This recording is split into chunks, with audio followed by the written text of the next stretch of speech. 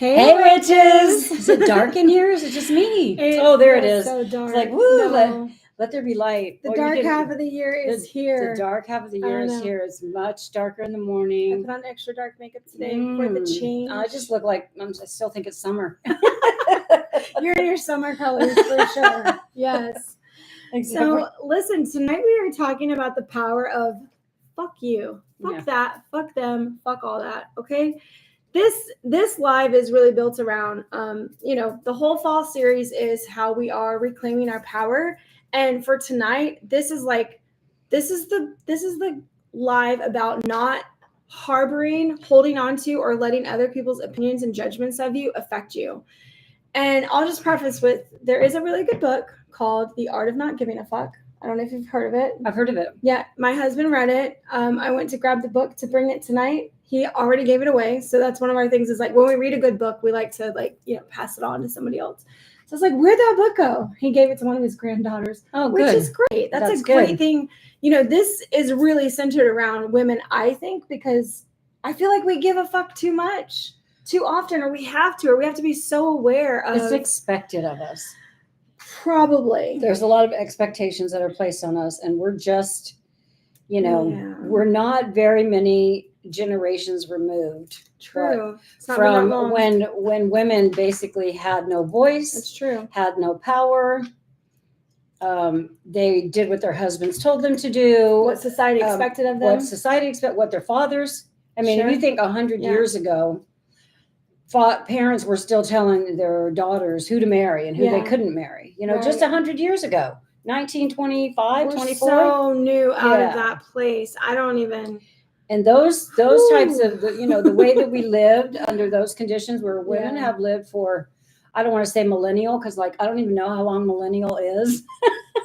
A millennial? Yeah. How long is that? 1,000 years? I'm pretty sure. Okay. Well, anyway, centuries and centuries. Which is 100 years. So like 10 centuries. Yeah. So anyway, millennial. Well, let me put it this way. When was a time when women didn't live under men's thumb? And under society's thumb. You know a time? Yeah. Okay. Back when the goddess was in power. Oh, yeah. Before written language. Okay, that was so long ago. It's like 5,000 years ago. It's out of our DNA. That is out of our DNA. I don't know that it's out of our DNA. I think that's why there's so many of us that are ready to be outspoken. Because maybe it's there, but it's so buried. It's so buried in the cells, in our cellular cells. Okay. And, I'm not going to say that's not wrong. I do agree with that. So anyway, the point is when has been a time, except for 5,000 years ago, when women actually had a voice and were respected for the things that they had to say and honored and treated like the queens that we are. Exactly. Fucking power. Fucking A. So we're taking our power back this fall. Yeah. All right. So we do have some talking points, of course, for this. We're not just going to ramble and be mad bitches. That's not what we're going to do. We're going to listen, but we are going to be warrior queens. Warrior queens. Or warrior princesses. Queens is fine with me. I just wrote something today in response to somebody saying something on Twitter. This is lining up for you? On Twitter? On Twitter, yes. You're fighting in the Twitterverse? Well, I'm commenting. I don't fight. I just comment. Okay. All right. And as you guys know, for this fall series, we're also trying to do a craft while we work. So here are some unused little boxes from my house that I was going to sell on Facebook Marketplace. And then we, at the last minute, we're like, man, we could make this witchy. Let's do that. Let's make this witchy. Let's take this Christian Hobby Lobby. The Christian craft store. The Christian craft store, plant and octagon shape. It has potential. It definitely has everything. It has potential. Everything has potential. We're just gonna witchcraft the shit out of this right here. We're gonna witchcraft the shit out of it. So that's what we're gonna do. I want to be able to paint the background back here, and all those plants are in the way. I don't really know how. I know. I thought the plants might come out. I did too. Actually, I just tried that. Okay. You know how you guys like seeing us just do everything for the first time on film. Exactly. I'm like, why have plans? Just go with it and see. Well, hey, listen, they do pull out. It's in foam. You could really pull them out. You could rearrange them? Well, I didn't say all that, but you could pull them out. So they're kind of some of them don't come out. I bet they listen, there's only this one feels like it's me. This feels like it's stuck in there. I say if you give it a good yeek, Oh shit! it comes out with one of the stones. Listen, we're remodeling. Remodeling takes tearing some shit apart sometimes. Oh my god! Just rip it, Mom. Just rip it. Put your back into it. Oh, there it goes. There it goes. Whoop, there it is. All right. So because Now I shit's want falling apart on me. to paint the background, so I'm just gonna rip this out. Fuck it. It can stick back in there. Well, I don't know if that one will. Oh, it's sitting in little rocks. They're like glued down though. I wanted to put quartz in here too. So listen, we can just glue this shit back in here when we're done the way we want to. Oh, hell, look at that. So I'm gonna take all my little fake greeneries. Mine didn't do that. Well, you got a cleaner slate than I do. I'm gonna stick all my shit over here. All right. I'm just gonna take mine out in one. Yeah, no, I one love fell that for you. swoop. I have like foam coming off of mine a little bit. If I can get it out. Sorry for the noise. There you go. We have two different ways of doing this. See, like there's very methodical deconstruction, and then there's just rip shit apart and build it back later. Follow who you want to, you know. You can vote on who did it better, maybe. I don't know. Which method do you resonate with? Yeah. Oh, this Tear it apart or what? This feels dirty. Do we have It is dirty. It's it's been Okay. sitting unused for a Hang on a second. while. I'm gonna grab. It just feels like it has a little bit of like dust or something on it. She's a little worried about the dirt and the dust, and I'm thinking just paint over it. Well, we want our stuff to stick. It will stick. Well, I like blew off all of the little foamy things like what you got. You did what? I blew the little foamy pieces Oh, that yeah. came off. I just kind of blew those out onto your floor. Sorry. That's okay. They'll be on tank later on, and I'll be what? What Is on? What's on you? What'd you get into? And then I'll remember That it was me. that it was us Us. with our craft with our projects. dusty craft boxes and our two different ways to go about to tackle a problem. You know what? That makes a relevant point towards tonight. There's two ways to tell somebody to fuck you. Hey, That's not in the notes, but let's discuss. The first one is to be like very vocal and be like, yeah, fuck you. I don't want anything to do with you. The other one is to just stay silent and smile and be like, sounds like you have growing to do. And like something snarky. Oh, you're gonna. Oh, you said stay silent. I thought you weren't gonna say anything. I see how hard that was for me. I know. We could practice. Maybe. I don't know. We need practice. I had that in Hold my your younger tongue. years. Hold your tongue shut. I had that in my younger years. I don't have it as much in my older years because of not needing external approval, which I really did seek in my younger years. And that is definitely a part of this, is when we take on family members, friends, other people's opinions, that's what happens. We make their opinions matter more than our own, and it ends up degrading us and how we feel about ourselves, Yeah.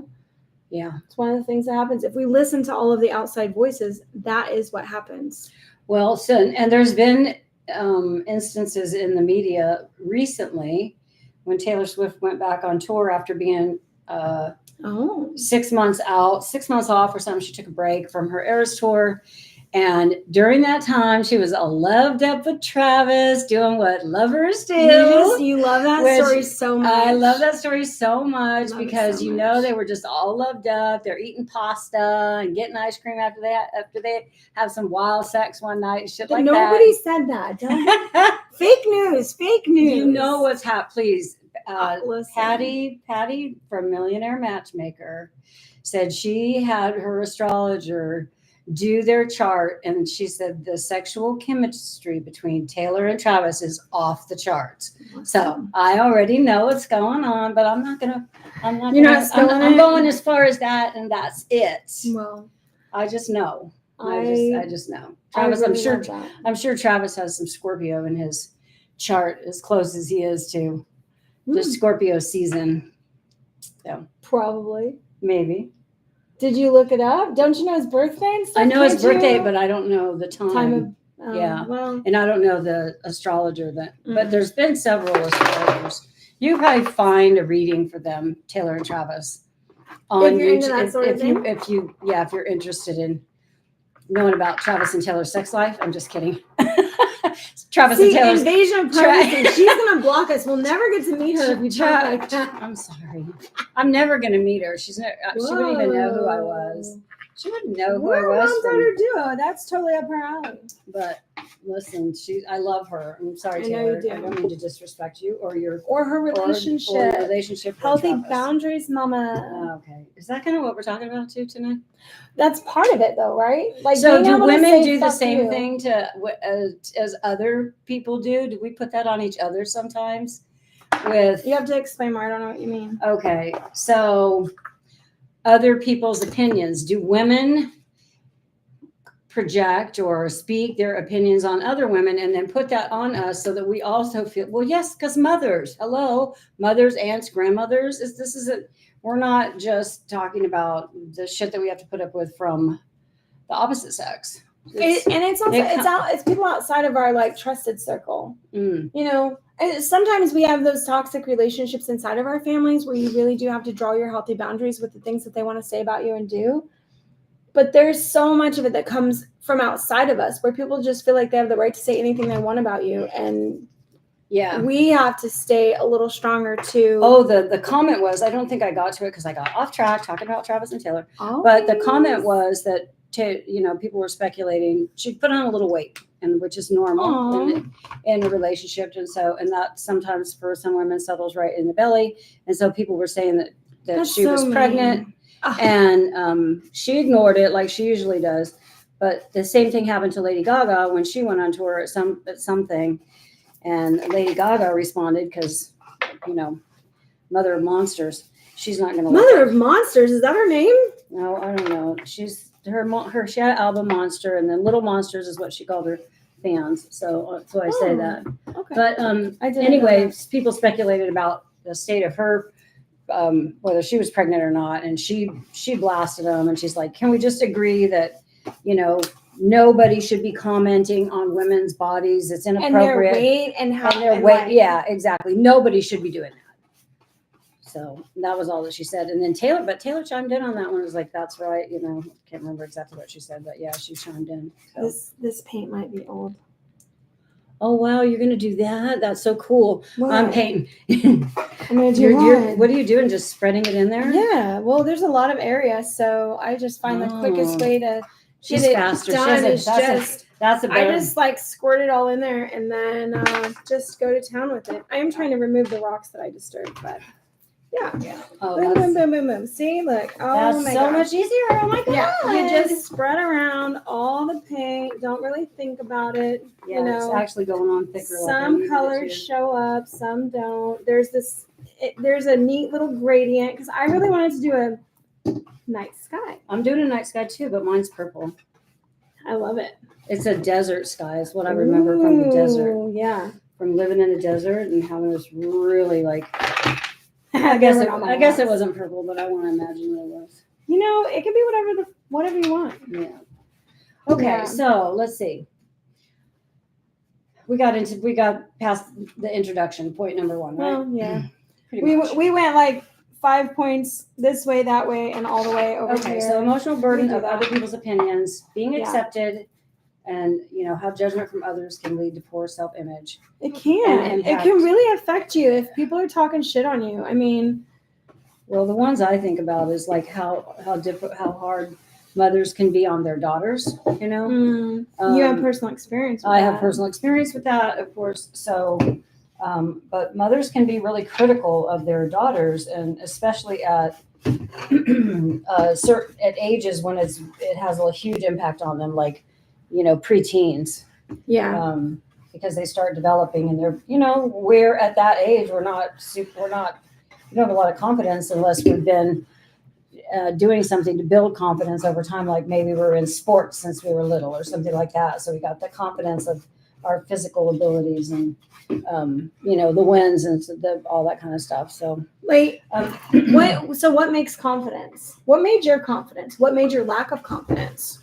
What would you say it was? What determined that for you? Well, Well, I think my lack of confidence and being unsure of myself stemmed from, the abandonment that I experienced as a young kid, as a little. So that's sort of affected 11-year-old kid. That's really young. I didn't realize. Very young. I didn't realize just how young that was. Until my grandchildren were 11. So you guys, if you haven't heard the story before, my mother, because I wanted to go live with my real father, she and I had run away one time. I was 11. It was February of 1970, and I ran away, and I was gone for 2 weeks because my dad came and picked me up. Bio dad came and picked me up, kept me from them and all this kind of shit, right? So through the court system. My parents, mother and stepfather, got me back. 6 months later, in the summer, I was ready to get the fuck out of there again. And so I wrote to my dad, and my brother ratted me out. And to your mom? To my mom. My brother found the letter that I had written. Oh. And my brother ratted me out to her. And so she put me in the car. I didn't know where we were going, and she took me to juvenile hall in San Diego, and she told them that I was uncontrollable. And if you believe this or not, but in 1970, you could put your child in juvenile hall, and they would take custody of them and let them stay there for however long they needed, I guess. However long, until like the parents came back and picked them up? No. If the parents are like, she's uncontrollable, I can't control her. You over, you take her, yeah. So you became a ward of the state kind of thing, like I did, or whatever. I became a ward of the state. But in 1970, you could actually do this. You can't do that now. You can't do that now, and they don't pick up runaways either. And I was. They do not pick up runaways. And I was a runaway. Once that happened, I went kind of crazy. And started really rebelling, and everywhere they put me, I ran away from. Because it pissed you off, or what? Because I was just so, I don't. Maybe I was angry or proving a point or whatever. But the judge finally told me when I was like 15 that I was a habitual runaway. I had to look up what habitual meant because I'd missed a lot of school. Yeah, it's funny how when you're running away on the streets, there's not classes you can go to about what to do next. No classes. You're kind of lost. You're like, well, fuck, now I'm on my own. What now? For sure. Yeah. Anyway, so what was the point of that? I got off on a long ass story, and I don't know that I stayed on point with what we were talking about. Mothers. Circling back around to mothers being critical. Mothers being critical, maybe. Mothers being critical. Yeah, I guess. I don't know. Freedom. Other people's opinions affecting you, telling you who you could and couldn't be, what you could and couldn't do. You experienced that, didn't you? I mean, yeah. Growing up as a poor white kid in a predominantly Black and Hispanic community, they told me that I had no chances of doing anything or being anything, and I would probably end up with 3 kids with no daddy on welfare, and that was going to be my life. And I was like, I'll fucking show you, That really pissed her off. It really did piss me off. I was like, how dare you? You have no idea what goals and dreams I want for my life. And this wasn't some random person telling me this. This was my economics teacher telling me what my life was going to look like based on my, what did they call it? Socioeconomic status. Didn't they do an assessment? Like that was for college. Oh, okay. Then, so the first time I heard this, I was probably in like 9th grade, Then in 10th grade, when everybody was getting ready for, you need to start thinking about your SATs and your ACTs and all the college shit. And truly, I didn't want to go to college, but I didn't want somebody to tell me I couldn't go to college or I wasn't going to get anything that everybody else was going to get to go to college. So that's when they told me, they were like, yeah, no, you got no chance. There's no help for you. You're poor and white, so you don't qualify for anything. And so you're just going to be destitute. Like, that's it. There's no help. Sorry. Can't help you. And I got suspended for 3 days because I started arguing with the teacher, and the whole class, all of my friends who were other races stood up and they were like, that's fucked up. You can't do that to her. Like, wait a minute. I thought she would have it better than us because she's white. No, not true. Not back then. Or now, I don't even know. I mean, I knew when I was, how old do you think I was when I knew I was going to join the military? Like, I had a plan. I think you were 16 because isn't that when your friend got pregnant and you Diane? guys had, you guys had planned You were going in together, and then she got knocked up. She got knocked up. She was 16 when she had the baby, so Yeah, I assume it that's was true. 16 that you knew. Well, I feel like I always knew I was going to do that because I knew that I came from a poor family, and it was like, I got to make my own way, and the military was a way to do that. And I had no problem following direction, listening to people, especially if I was going to retire in 20 years. Just she was the one say kid yes, who could sir, do a bunch. that. Sure, why not? Yeah. When you grow up in something way more toxic than a military environment, you're like, I can do that. That's a piece of cake. What? Oh, they're going to yell at me? Ooh, oh no. So, I already had thick skin. So these are like and I think, I remember something that my mother said to me. What? And I think I was an adult, but I was very young, and I'm pretty sure I was working. I looked like I had my shit together. I had 2 kids. Pretty sure that's when it was, but you know what? Or maybe it was after I moved to Kansas City and started working. She told me that her and my dad always thought that I was going to be standing on a corner selling my ass. Oh shit! That's the future that they saw for me. Wow. So if they thought that of me, hurtful. if they thought that of me, you know, because that would have come from those teenage years when I was in the board of the state of California. How do you think they treated me? Like that? Like you weren't going to become anything? Yeah. Like you had no chances of. Exactly. You know, fulfilling your potential. A throwaway. That kind of explains why. Not a throwaway. God, no, it kind of explains why I never went home after that. You know, why they would. And when I finally asked if I could come home when I was 16, they put me on a plane and sent me to North Carolina to the other side of the family to be their problem, to my grandparents and somebody else's problem. Yeah. Jeez. So, yeah. So those are burdens, and you guys may be able to think of a time from families, from like your family, the people that are supposed to love you and help you the most. And I think that's where, of course, I believe that's where it starts. I don't know who's lucky enough to not have. I don't know. I know all parents aren't like that, but boy, the ones that everybody I know is. Maybe we're all in a club. I'm not sure.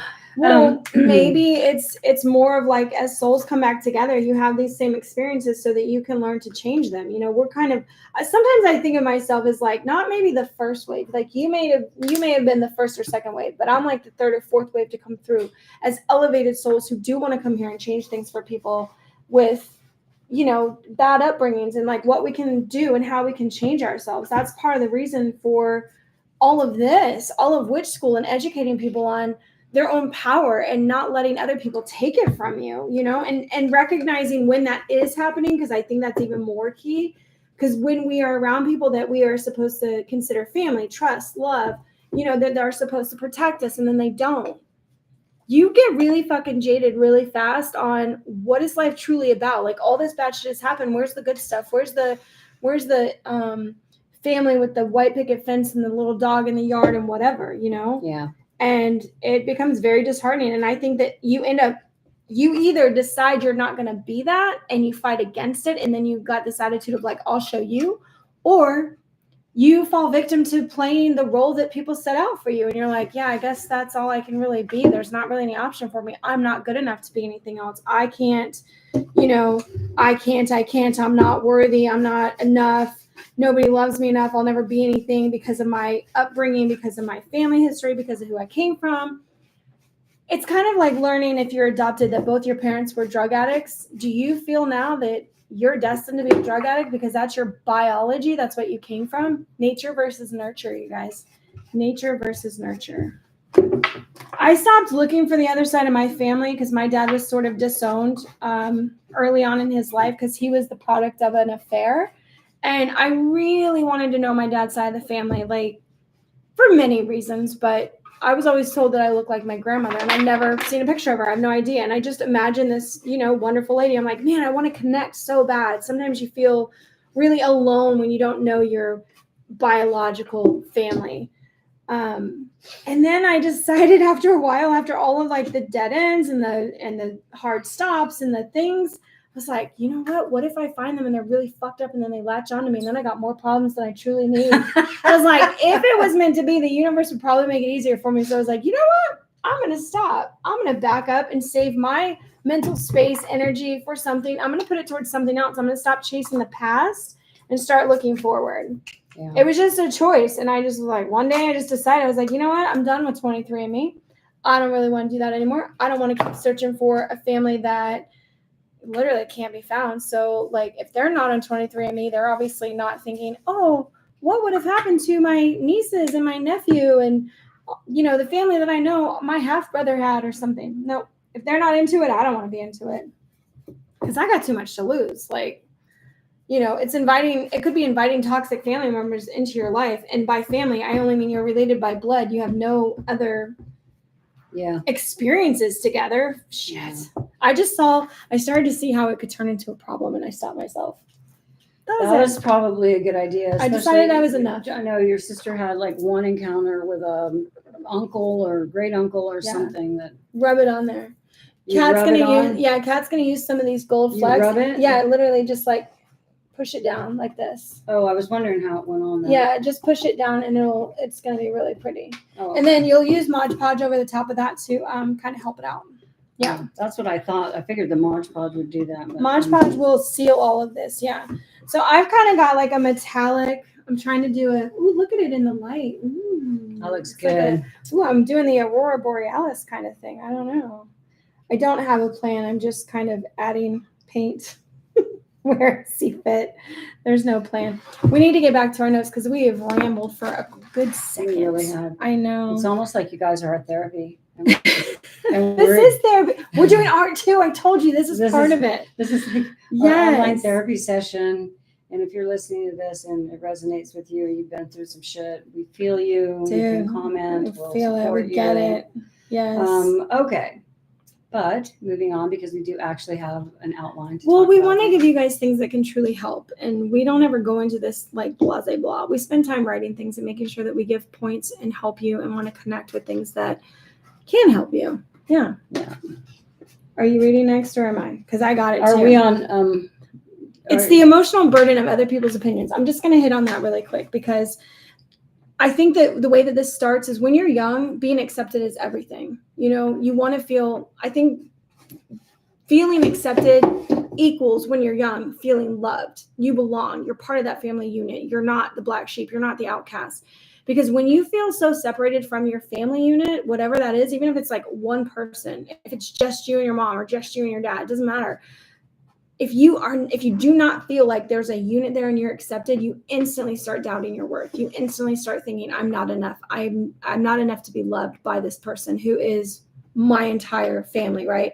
So add more people to that and you get all these snarky comments about, oh, you know what I remember about growing up is like we had like the good one, the smart one, the bad one, the artistic one. We all got fucking labels. We all got labeled. We all got labeled. For sure. Yeah.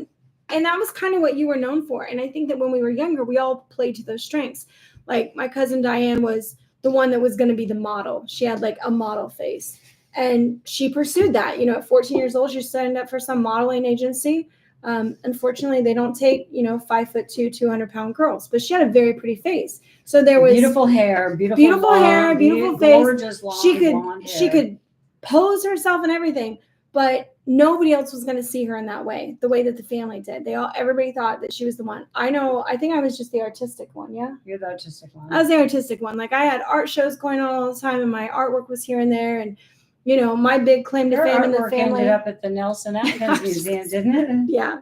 So I won big awards and my stuff got sent off and, that was the talk. So how families get together and like, oh, what's going on with your kids? Well, Jamie won an art award in New York, or, Diane got her picture published in JCPenney's or some shit like that. And then you had the bad ones. Oh, well, what's going on with Jolene? Oh, she got another fight and got suspended from school. It's like, oh, what's going on with this one? Oh, well, he moved out early. He dropped out and decided he was going to get his GED. And now he's off living in Colorado with people or whatever the fuck, making up stories a little bit, but embellishing. Sometimes you have to make stories up because the truth. The truth shall not be. Because the truth is not pretty. Those Christmas letters that everybody writes? Yeah. I never seen one. Mine would have been pretty much fantasy because I wouldn't have told much of anything or mostly fantasy. True. I guess. No truth to it. Because, single mom, I'm doing great. I'm working, 3 jobs. Wonderful. Jamie's raising her sister. her brother's off, with his friends, stealing cars and shit. Yeah, life is good. Whatever. Yeah. And then they Normal get to say, I shit. knew you were going to turn out that way. Well, that's the thing, right? Because then when we become our authentic selves, we're still in the eye of other people's judgment. So what I was leaning back to with this, I got to change this damn timer on my iPad. It just closes out too fast. I think what it ends up being is that the burden of ourselves, us understanding what a burden we are to other people or what we lack, or the only thing that we're known for is like, you either do more of that or you run away. Like you just try to get away from what people think of you.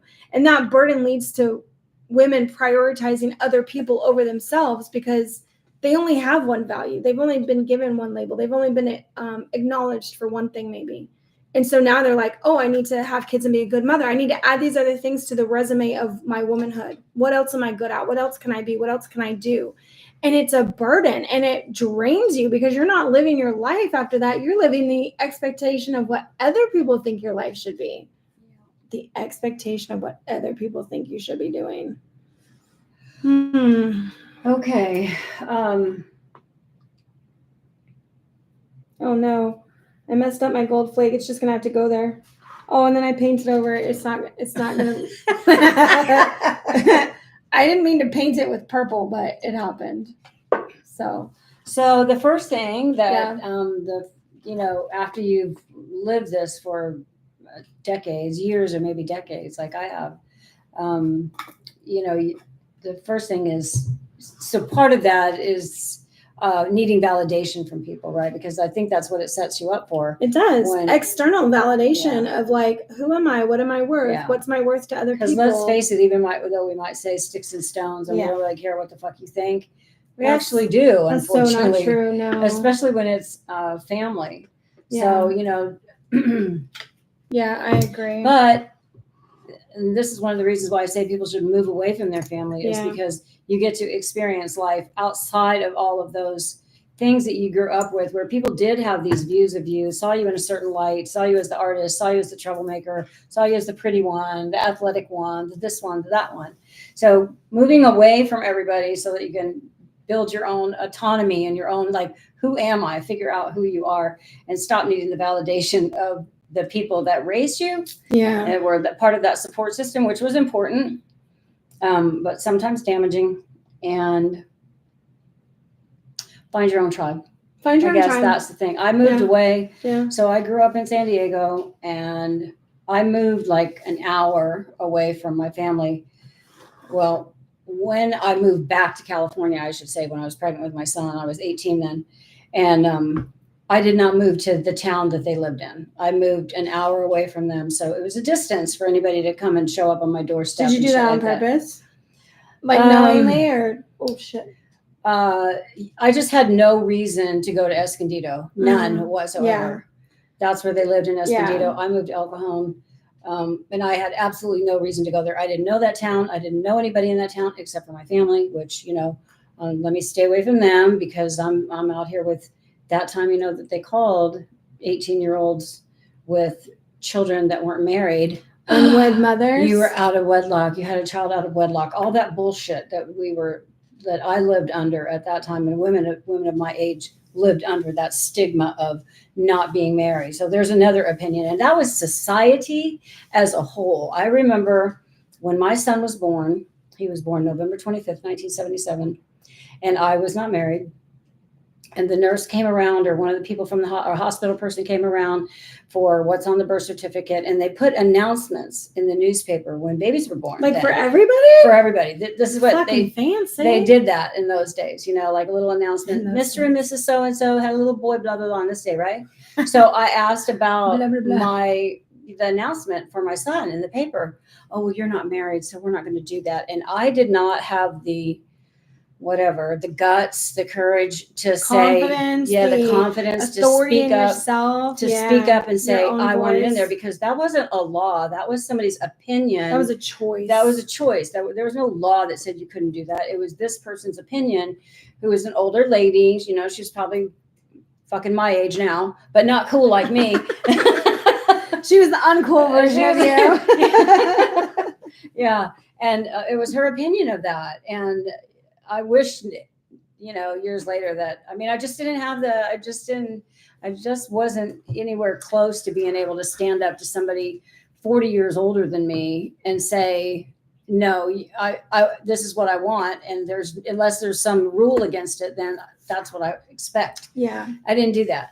Yeah. You just accepted it. I did, and then you walk out of the hospital with your baby and feeling like everybody's looking at you. Oh, there goes that unwed mother. She's never going to make anything out of herself. They made you feel like you already fucking failed. Yeah. They made you seem like you're already bad, and yet you chose to have a child and then do the best that you could. Like, they didn't celebrate the fact that you're choosing the harder road. Yeah. Like, good for you. Wow. Go get it, girl. I might have not I fucking support you, queen. I might have not intended to get pregnant, which I didn't. I didn't think I could get pregnant because I'd been sexually active for about 5 years and I'd never gotten pregnant before. So I was like, oh, I can't have kids. Mm-hmm. Universe loves that timing. Well, as soon as you get with one guy and have sex regularly, that's what happens. Mm. So anyway, that was my little story about, I remembered that. This is weird to get. So do you put the stuff on top of it, the Mod Podge? Yeah, it'll still look okay. It will? Yeah. It's kind of lifting up, so is it supposed to do that? No. First off, I'm so sorry, but this is not the brush you need. Okay. Which brush do I need? This is a brush for stencils, so you want to take all these and just not use them. So sorry. Yeah, those are stencil brushes. You want to use one that's flat.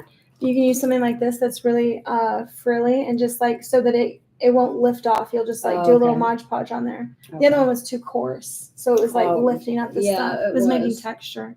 It was. Yeah. Okay. Awesome. Go for it. Well, I was thinking about how in social groups, because, at home, I gotta say, my mom loved me so well. Like, I didn't have any problem with confidence at home. I didn't have any problems with confidence about myself when my mother was around and like her telling me who I was. I knew who I was, but I also thought I had to wait till I was 18 years old in order to become who I was, to like fully open that cupboard of curiosities, which was me. It was like I was literally waiting for the permission of being 18 years old and I'm an adult, and then like, fuck all you, I get to do what I want now. I'm an adult, I have that voice. Because even like 17 years old, I thought, not yet, you're still a kid. You can't speak up for yourself. You can't go against the authorities. You can't tell people what you're really needing. You can't ask for help or whatever. You can't speak for yourself. You can't speak for yourself. Yeah, you don't have that voice. Because then you would have heard, where's your parents? Or just like, you don't know anything, you're a child. And people think that you're, they kind of think you're dumb when you're a kid. Like, just because of your age, they have no idea what you've been through.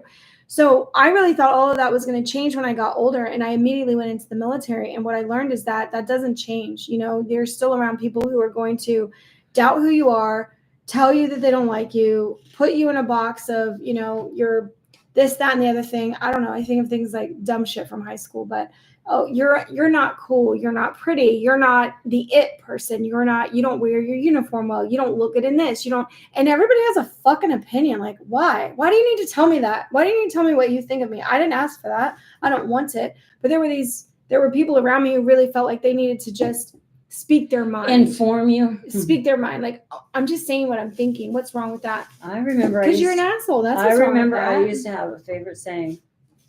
What? Opinions are like assholes. Everybody has them. Well, in the Navy, we didn't talk like that, of course. We said opinions are like elbows. Everybody's got one. Oh, okay. That's, of course, just when kidding. You were on duty, but that off was, duty. Yeah, that was in front of older, respected peoples, maybe. Yeah. That's not what was happening at the bar when people... No. That's not what was happening. And listen, the barracks that is a shit show. You got all these young people living together right next door, like neighbors. We had a girl in Guam who used to do her laundry naked. I don't know why. So we're in a building of like 200 people, right? There's at least 100 rooms at least, and all of us were paired up, anywhere between 2 and 4 people per room, sometimes bunk beds and stuff. And she chose, that was just what she wanted to do. She wanted to go do her laundry butt ass naked. I don't know why. Can you imagine? She was an exhibitionist? Sure, I don't know. There's an opinion. She's, she was my roommate. It's a judgment. The judgment becomes the opinion. The opinion becomes the judgment. I really don't know what the purpose was. And I used to be embarrassed that she was my roommate. And I was even more embarrassed that, she was very, she had loose lips in a certain way. And people, because I was her roommate, people thought that of me, which really upset me. I was like, I am not that easy. I do not want the voyeurism. I do not want people coming knocking on the door. So it made it much, much more difficult for me. But you could see how people judge all of that not knowing. When I got to know her, I actually found out that her boyfriend was in the Navy, or her fiance was in the Navy in Guam, where we were right then. And he died in a car accident. And she got his $450,000 life insurance policy. Oh, wow. So she didn't need to join the military, but she did it to kind of seek his path. And she went to Guam where he died. She got stationed in Guam. And we ended up being roommates together. So I tried not to judge her. I was just like, hey, I really don't want any part of your story because I don't want to be associated with that. I don't want people walking up to me thinking that, I hate to say the words I'm easy, but she was very fluid with her body, and that was her choice. And she had no problems with it. She was a super fucking confident girl. That's great. That was not me. I did not want to be associated with that. So it's people could talk bad about her, but honestly, everything that she was doing was her own choice. She chose that. Nobody was taking advantage of her. She's she would or would not sleep with people that she found attractive. And then that was it. It was I don't need a relationship, but I just did these things. She made a name for herself, and it was, that's where you receive the judgment of I think she's one of the few people where I saw her proudly flaunting the way that she wanted to live. And she didn't give a fuck about what people said. As long as she wasn't breaking the law, she didn't care. I was like, damn, girl, yeah, wow. It's admirable, isn't it? It's admirable. It's bold. It's courageous. It's it's everything I wasn't at that time. I was very much by the rules, follow everything to a T, stay under the radar, not be noticed. I was just trying to make rank and I don't know, survive still. Left home trying to survive, went to the Navy still trying to survive. Get by, not stand out too much, not be bullied, not be punished. That fine line of that. Yeah. I think we're getting off fucking track again, Mommy. Oh, we are. It's about, I guess that's just because it's all the things that people think of you. And God, that's so much in all our lives, all our fucking lives. How many times have people thought the wrong thing of you, judged you, and held you to something that was not even yourself because of what? One instance, one comment, one picture, one mate that you chose that was bad, and then you get sentenced to this lifetime of a label? Just because I ran away 12 times. I'm a habitual runaway. That's kind of a habit. I mean, I could kind of see their point with that one, but okay, maybe the judge. If they had given you another chance, would you have done it again? Yes. Okay, well then you were. And then we can just. I don't even know what the point I was trying to make with it. I just wasn't gonna. I fought authority. I bucked authority at every chance I got, which is why I could never join the military. And I was really surprised that I produced a child that was willing to go along with all the shit that you got to go on, having people tell you what to do, when to do it, how high to do it, all that shit. How high to jump. Yeah, exactly. That was not me. I could not. She didn't raise her kids that way either. And I didn't raise my kids to do that. I raised my kids to buck the system. Yeah. Well, maybe not fuck authority, but fuck bad authority. Well, it just depends where it is because so many people want to tell you, this is the whole thing we're talking about, right? It's opinion. So many people want to tell you what you should be doing with your life. It's who the fuck are they? Yeah. Who the fuck are you to tell me? You don't even know me. You met me 5 minutes ago. Yeah. And even if you do know me, you're not in my head. So you don't know what my plans are. You don't know what my dreams are. You don't know the end goals. You're making all kinds of assumptions. Yeah. And, fuck you. I think that's the thing that never really gets addressed when we're younger is, and we talk about this as parents. We think we can see the future with people. We're when we see our kids making mistakes, we're oh man, I know where this goes. I know where this leads. They're going to wind up a pregnant teen and an unwed mother and whatever the fuck, right? Or, in jail or. I said that. I don't know if I said that, but I worried about it. Well, you did. You warned us about it too, because you didn't want us to have that hanging over us like it did for you. You tried to help us not make your mistakes that made you feel bad. No, right? I just didn't want a knocked up teenage daughter That you had to be responsible for the that child. I had to be responsible for because So it's really about you. It was really about Not me about because us. I didn't want to be raising a grandchild. I was like, no.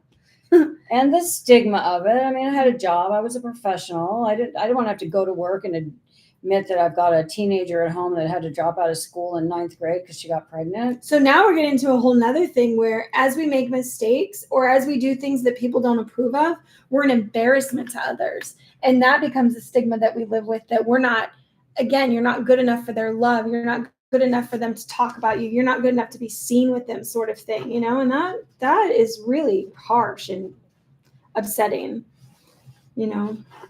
I get it. I don't want that either. You think I wanted my son to come home and be like, so-and-so's pregnant and he's like 15? No, of course not.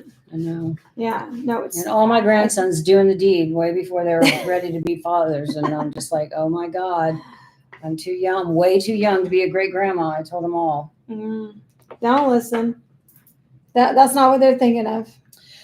So, what's our next? I saw something about. I was just James. going to say it's not the end of the world. You keep turning off, didn't you? I know. I told you I got to fix this damn timer. Okay, so the magical approach to releasing judgment. So I've talked a lot about all these different situations that both Jamie and I have experienced. And so now we can talk about like, how do we release that? Yeah. Yeah. How do we get breaking free from the outside validation? Yep. How do we get rid of it once it's. I think number one, you got to find your tribe. And now that we're all connected so digitally, I think that that's a lot easier. I think that that's why we're doing this, is to be able to build a tribe of people where they can find a place where they're safe. They can talk about stuff. They can feel connected, not judged, not worry. If I could open my home to everybody who felt this way, dude, I'd have a whole like big ass piece of land where all the witches could come and not be judged and live out their lives the way they wanted to. So finding your tribe in whatever way you can, that close best friend, the person who keeps you real, because we don't want to lie to ourselves. Maybe we are doing shit that we're embarrassed of, but we're doing it because we're rebelling. Who knows? But you want to be able to talk to somebody who can really keep it real for you, who understands you and can be honest with you. I look towards my mom and my sister for that. For me, I tell them all my deepest, darkest secrets about everything. And then I ask for real feedback, and I don't judge it as in they're trying to be mean or tell me what to do or not what to do.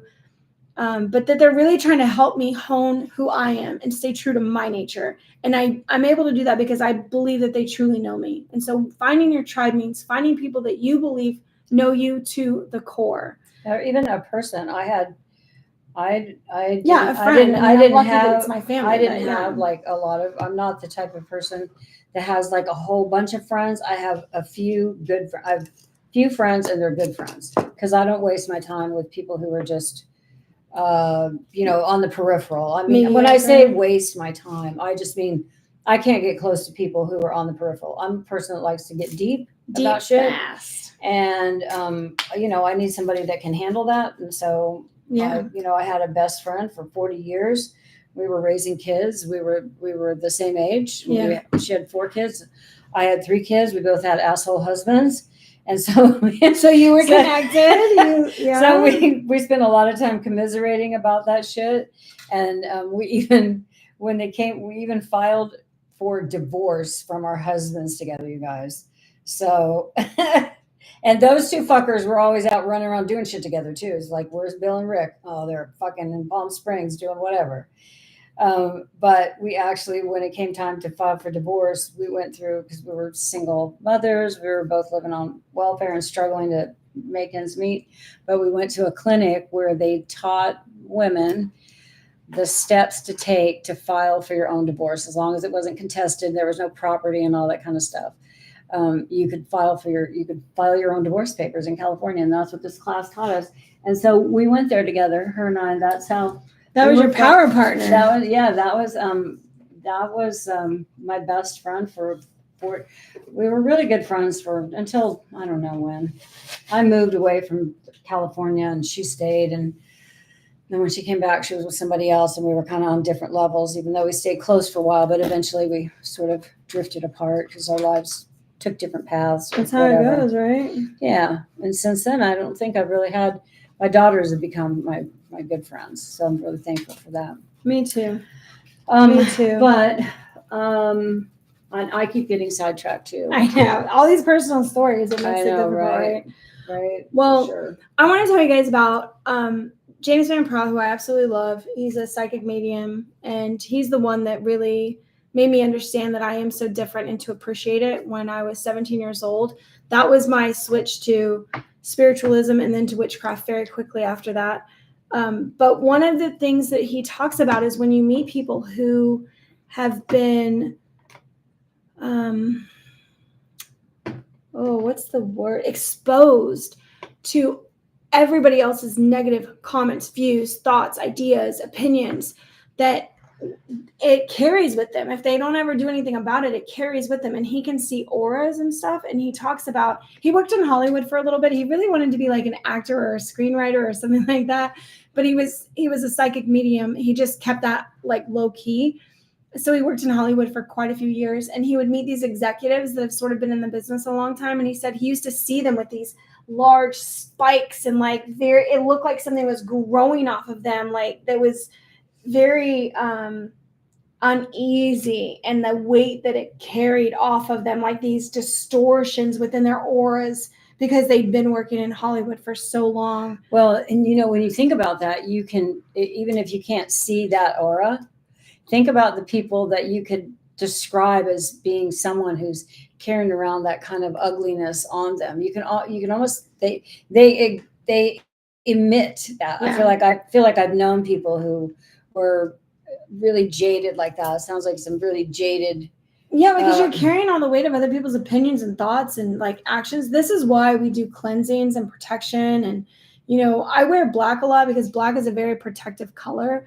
And so where I would go with this is that like colors and stones can be that force to remind you daily of just who you are and what you're not to other people. Like other people can see you however they want. Don't let that shit get to you. Don't pick it up. Don't acknowledge it even. Just be like, who are you to me? Your opinion doesn't matter. My favorite color clothes for the longest time was red. And I think that's because, me trying to like have some power in the situations that I was in, even though I probably felt powerless, but the color red, wearing the color red made me feel like I had more power. Yeah. And I could see that. Yeah. I know you wearing red. I never liked red. I know you never liked red. I was always in the clouds. I had the blues and, the lighter stuff, but if I ever see you wearing red, I'm like, oh my God, what's wrong? What's wrong? Because she never wears red.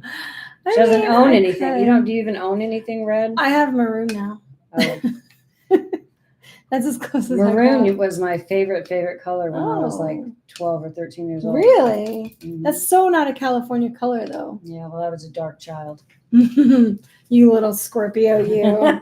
I can't imagine the darkness. Oh my goodness. You get dark once you get out there on the world, once you're thrown out into the world to survive on your own. Yeah. So James Van Praagh, I didn't mean to interrupt it's just one of the things about, if you think about, as you're letting, if you're letting negativity stick to you, if you're letting these other people's opinions like get to you, become a part of you, you're thinking about it, you're thinking about what they said, it sticks to your aura. These negative thoughts, it's energy that sticks to you. And that's one of the reasons why in witchcraft in general, that we do these cleansings to kind of wash everybody else's bullshit off of us, because it's not ours and we don't want to hold on to it. And it's not helpful for us. It doesn't do anything for our energy level. It depletes us. It changes us. It makes us more insecure, lack of confidence. Like there's so many ways that it could go with not being good for you. But that was the story, because physically some psychic mediums and aura readers can see that when we're carrying around a lot of the bullshit that other people have put on us and we haven't been able to shake it off yet. And it can literally crumble away. He says, like, as you do rituals for yourself where you're reclaiming your own power and you're bringing in, like, you are shining from inside and you just continue to shine, that shine, eventually you can just see all of the things like crumble away from you, break away. And then you're clean again. You're that clean slate of who you want to be. And you don't have to live up to anybody else's ideas of who you should be and what you should be doing. That is not the color that I thought it was going to be. I thought that was going to be a shiny silver, and it's definitely, maybe it is. I don't know.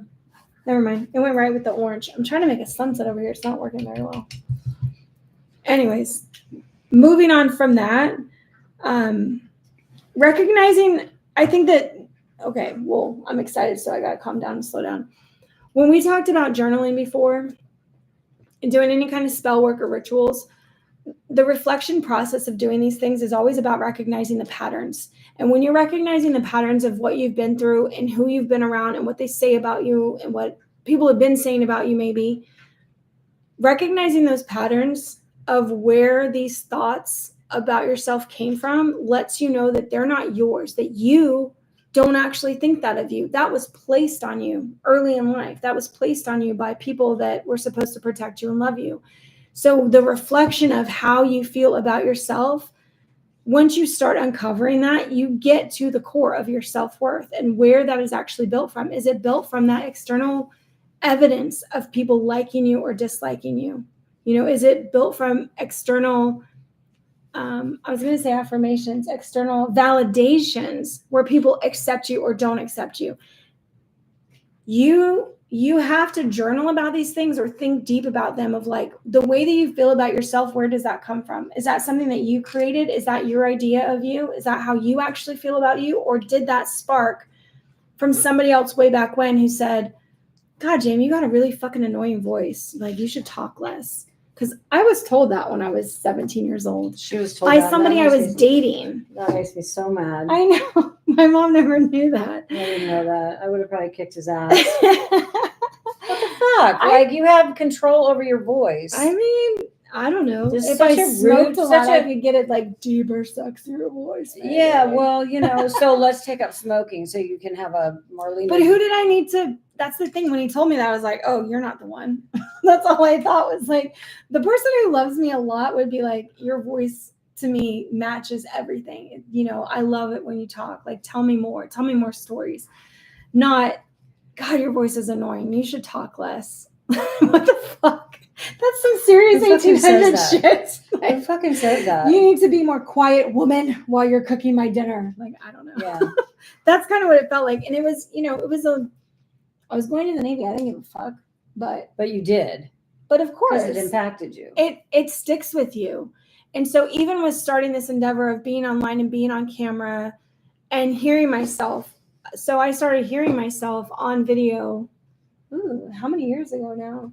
I was working with David. So that was 20. So like probably since 2017, 2018, I started doing stuff with my job before I started this, and I had to be like recorded on film, hear myself, critique myself. Yeah. And it was cringy AF, you guys. If you've ever heard your voice on a voicemail or in a video and you're like, is that what I sound like? I sound like? I sound That's what everybody That's exactly what I thought. I was like, God, I sound nasal. Nasal. I used to think that is fucking Minnie Mouse on a video right there. Like, that's what I used to think about myself. Aww. I'm like, I sound like fucking Minnie Mouse. I must make people's ears bleed. Oh, that's terrible. I didn't have experience, but you know what? Once I went through enough speaking gigs and I did Toastmasters for a while, and I really did find my voice, and I figured out that there's a couple different ways you talk. When you're nervous, you're like, yeah, it's fine. Everything's good. It's okay. I love it. You do the high pitch thing because you're nervous. But then when you have confidence and you get down into that really deep, like throaty, I fucking know who I am and you don't get to tell me anything. You're not afraid to talk like that. You're like, yep. And that's how I make my points. So with enough practice, that old thing that was said to me when I was 17 years old was able to go out the window, but it took work and it took me loving myself. And now you guys, it's so funny when Kat and I watch ourselves back on videos. We laugh our asses off. We know it's us. I know that that's me I'm watching, but I still find her funny and I still like her. Mm-hmm. And I'm like, oh, Me I too. really like her. That's when I'm watching myself. And it didn't start out that way. No, it didn't start out that way when we started doing this. No. We felt weird, just like everybody else probably feels weird about their voices and being heard and the shit. But unless you have like a radio voice or television. But who really thinks that? Nobody. I don't know. I think even the people who start out and stuff like that are nervous because how you sound My in your ex head. had a radio voice. How you sound in your head is never how you sound like out loud, Yeah. right? Like when you listen to yourself. Not me, that's for sure. You stuck all your plants back in already? Uh-huh. All right, well, show, because I'm all behind here and we shit. go. I painted my thing. I'm gonna paint the rest of that too. I'm gonna paint the rest of it, but I didn't want to do it now because I knew I'd just get paint all over me if I tried to paint the outside of it. But there's mine. I wanted to do some waves of like cloud kind of stuff. I painted some of the tips of mine with purple. I saw that. You Yeah. little sneaky sneak. Sneaky snake, that's me. Sneaky sneak. And then to witch this up some more, I would put some, you know. What are you going to do on the front? This is all still brown. I know. I told you I was going to paint it, but I can't. I want to see more. I don't want to do it right. I don't want to make a mess. I don't want to. The whole point of this is to make a mess, right, guys? We're making messes over here. I didn't want to have it like all over me. Actually, I brought different flowers. Oh, you did. Dude. That's what I need. Yeah, because look. Some of the fern. Yeah, the fern. I think I got a little flower thing the there. The fern's really pretty. So I'm going to switch from that. This orange is not going to stay. I'm going to do more of a, I don't know why I'm thinking of you're doing Northern Lights. Yeah. You're doing a sunset. It didn't go over well yet. So I got to find the Oh. colors for it. I actually don't know if I brought them, but mine is going to look more like that, where That's cool. we're just going to look these things. Rip them. See, this is creative artwork where you just get in there and just take shit apart and get your anger out maybe a little bit. Yeah. Yeah. Very cool. See, I'm going to do it like that. Well, one of the last points that I wrote for us tonight, you guys, is really mantras, because I think that to be in control of your own power is to be in control of your own mind. And to be in control of your own mind is to be in control of your thoughts. And that is the one thing that you need when shit is going on around you that you just don't agree with, and people are trying to tell you who you are, what you're not, what you're going to be, your expectations, who you're going to turn out to be in life, like you're going to be whatever the fuck, that you know that that's not true. Mantras that we can repeat in our heads as these things are happening, I think are extremely helpful because, well, they were extremely helpful for me as people were telling me what I was able to be and who I wasn't going to be. Like, I saw my life in my mind's eye. I knew. I was like, yeah, I would write to you in 10 years and let you know that that's not it, but I don't care about you enough to do that. So you can say whatever you want and I'll just continue to be me. You know, it's like, I didn't even fight back with it because I didn't care enough to when they started telling me who and what I could become. I just didn't. I was like, yeah, you think so? I can't wait to prove you fucking wrong, but you'll never know because I wouldn't give you the time of day to let you know you were wrong. Yeah. Although sometimes their words motivated me enough to be more of what I wanted to be, I guess. It was motivation for me. Were you ever motivated by people's opinions of you that were wrong? I don't know. Were you pissed off about it? Probably. Yeah. That was just angry. That was pretty much my mode of operation. Your mode of operation was pissed off. But, you know, I did get to the point where I did care. And I had a good boss for about 20 years. And I really felt like because he had expectations of me, had high expectations of me, that I stepped up to that. And I liked that. Yeah. I liked him expecting more of me. Good things of you. Good things. Yeah. Like good work, you know. And believing in you that you could do it. Believing in me and then giving me other opportunities for additional work because he thought I was good and telling me that you're really good at this or whatever it was. And he didn't dispense with praise a lot. That wasn't the type of boss that he was. But it was evident when he was pleased, you know, because you get the look or something. You know, that he was the silent applause. Yeah, something like that. He was a stoic man, I guess. But that was a really good experience for me. And most people thought that he was an asshole, and he could be that because he was tough. But he was a tough but mostly fair boss. I felt like he just, you know, he expected you to step up and do your best, and I thrived in that. Environment. Well, I think that's because when somebody believes in you and they're encouraging you and they're not just putting you down, they're like, I think you got this. You know, I experienced that with a couple of my bosses. And then on the other hand, I've had bosses that were like, you're tainted as fuck and I would never I really don't care if you work here or don't work here. Like, yeah. Those were times you just leave. You're like, all right, that's it for this job. You're not getting anywhere with this person. Well, you're never going to change their mind. So don't try. I think that's what I was able to move on very easily when people had an opinion of me that wasn't right. I'm like, I don't need to stay here. I don't need to prove myself to you. Like, I just don't need to. It can, yeah, you can fuck right off. Fuck right off. Yeah, I definitely need to paint the front. But that's my box today. That's your box today. Okay, so is that a wrap? We're at 8:10, so just so you know. Yeah. Oh, I know, right? It's gonna be great. I love it. I gotta do like more of a sky thing here. I want it to transition from sort of sunset into the night sky. Yeah. I tried to do bigger gold chunks and then smaller gold chunks, but it's not that easy. And then I will paint this whole thing black because I really don't. The raw wood look is not for me right now. Yeah, for sure. It's fine. I'm fine. It's all fine. What's our closing? Use colors and stones to help you with what we're talking about. That's what I do.